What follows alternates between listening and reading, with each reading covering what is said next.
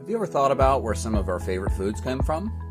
While every culture has their own foods, you'll find that many things we eat today are a product of centuries and centuries of human migration, cultural intermingling, and even things we generally think of as negative, such as warfare, and more specific to this video, colonialism.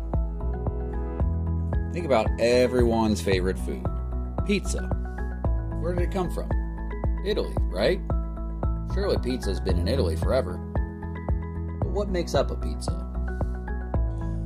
Everyone likes different toppings on their pizza, from pepperoni to pineapple. Most people would agree that pizza has three basic ingredients: dough, cheese, and tomato sauce. But there's a problem. There were no tomatoes in Italy. It wasn't until the discovery of the New World in the late 15th century and the Columbian exchange that followed that the humble little tomato made its way to Italy. Only then could we start to get the pizza that we know today.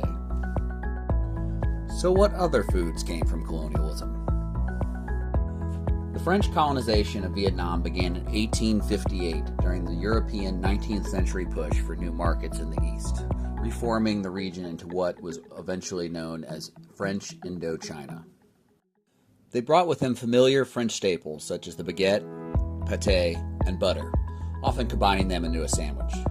While these ingredients were often only available to the colonial elites, the idea of the sandwich stayed.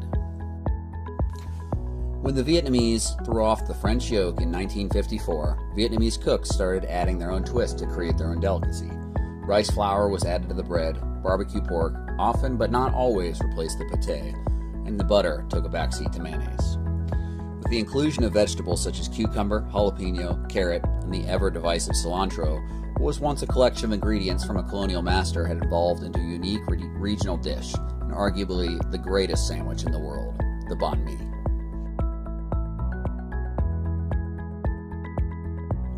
What other foods can you think of that were produced by colonialism?